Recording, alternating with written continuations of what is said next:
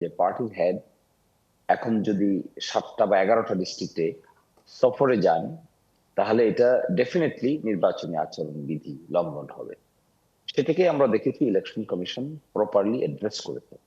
Election কমিশনের পক্ষ থেকে দৃষ্টি আকর্ষণ করা হয়েছে টু ক্যান্সেল দিস সফর, এবং অ্যাকর্ডিংলি ইট ওয়াজ ক্যান্সেল। এরপর আরেকটা কথা আমরা বলেছিলাম যে যদি পুলিশ প্রশাসন এবং কয়েকটা প্রশাসন কিন্তু একসাথে কাজ করছে, দেখবেন এখানে মাঠ পর্যায়ে আসছে মিলিটারি প্রশাসন, আবার আসছে পুলিশের একটা কোঅর্ডিনেশন হচ্ছে, একই সাথে দুজন এক্সিকিউটিভ ম্যাজিস্ট্রেট এসেছেন, একটা ইনকোয়ারি কমিটি গঠিত জি হয়েছে জাজ সাহেবের নেতৃত্বে। এইটার মধ্যে একটা কোঅর্ডিনেশনের অভাবের কথা আমরা বলেছিলাম, যে আসলে কমপ্লেন হলে কমপ্লেন কোথায় করবো আমরা, আচরণবিধি লঙ্ঘন হলে লঙ্ঘনের কোথায় করব, কুইকেস্ট সিচুয়েশন আমরা কিভাবে মিট আপ করবো। এই জায়গায় দেখা গেছে এক এক জায়গায় এক এক ধরনের পদ্ধতি অবলম্বন করা হচ্ছে। জি তখন আমরা বেশ কিছু ডিসির ব্যাপারে প্রশ্ন উত্থাপন করেছিলাম। তো আমার মনে হয় এই কনসার্নগুলো ইলেকশন কমিশন দেখছে, দেখার চেষ্টা করছে। জি সরকারেরও বেশ ভালো পদক্ষেপ আছে। We are at this stage happy now জি আনলেস সামথিং রিভার্স হ্যাপেন্স। ধন্যবাদ। প্রশাসন তো বড় জটিল অবস্থায় আছে।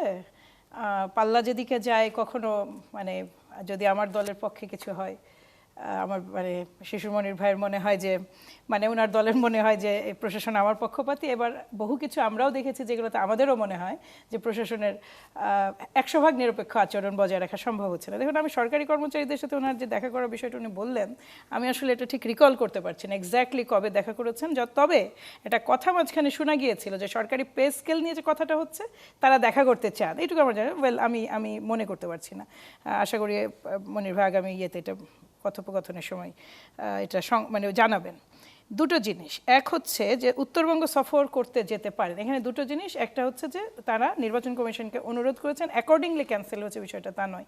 আর একটু সুন্দরভাবে প্রেজেন্ট করলে উনি অত্যন্ত সুবক্তা শিশিরমণি ভাই, আমি খুশি হতাম।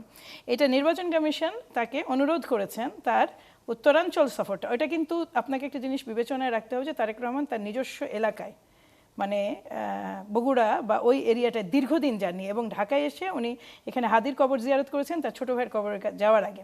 তার একটা ইচ্ছা ছিল এই চিটাঙে যে শহীদ ওয়াসিম এবং এখানে আপনার সাঈদের কবরটা জিয়ারত করা, এবং সেই হিসেবে উনি কিন্তু পার্টি প্রধান হিসেবে যাওয়ার কথা, যেটা কমপ্লিটলি মানে ইয়ের বাইরে রেখেও করা যেত। হ্যাঁ, আপনি এটা বলতে পারেন যে তিনি যাওয়াতে ব্যাপক গণজাগরণ হতে পারে, সেটা নির্বাচনে হয়তো মানে সেটা আফটার এফেক্ট হয়তো আপনার জন্য মানে ইয়ের বিষয় হতে পারে, কিন্তু আদারওয়াইজ আপনি যদি নির্বাচনী প্রচারণা না করেন, শিশুমণির ভাই যেমন নির্বাচনী ইয়ে শুরুই হয়নি, উনি এলাকায় কী করছেন তাহলে? নির্বাচনী প্রচারণা তো শুরুই হয়নি, উনি এলাকায় কী করছেন? এটা কিন্তু একটা প্র্যাকটিক্যাল কোশ্চেন, কারণ আপনি কিন্তু এলাকার জনগণের সংশ্লিষ্ট আছেন, তার সামনে আছেন, আপনি ভোট চাইছেন না, কিন্তু আপনি কাছে কাছে আছেন, পাশে পাশে আছেন, কারণ আপনি চাইছেন, আপনি আশা করছেন, প্রত্যাশা করছেন যে আপনার ভোটার আপনাকে ভোট দেবেন। আমাদের সমস্ত মানে প্রার্থীরা তাদের এলাকায় কী করছেন? তারা আমার দলে আছে, শিশিরমণি ভাইকে বাদই দিলাম, আমার দলের প্রার্থীরাও তো এলাকায়, তারা কি করছেন? তারা ভোট তো চাইছেন না, তারা জনগণের পাশাপাশি থাকার চেষ্টা করছেন। তারেক রহমান এখানে অফিসে বসছেন, তার আমাদের সম্মানিত চেয়ারম্যান, তিনি তার দলীয় কার্যক্রম সম্পাদন করছেন, তার তো আমাদের তো মূল কাজ এখন একটা ভোটারের সাথেও কানেকশন ডেভেলপ করা, যে কানেকশনটা আছে ওটা রিবিল্ড করা, ওটাকে রিইগনাইট করা। কাজে এই জায়গাটায় সফরটা কিন্তু সেফ সফরই ছিল। যাই হোক, নির্বাচন কমিশন যে যখন এই অনুরোধটা জানান, তখন আমাদের সম্মানিত চেয়ারম্যান সেটাতে সম্মতি জানান এবং এটার প্রতি সম্মতি প্রদানের কাজে এই জিনিসটা আমার মনে হয় যে একটু ধন্যবাদের একটা ক্ষুদ্র কণা হলে আমাদের সম্মানিত চেয়ারম্যানের প্রাপ্য।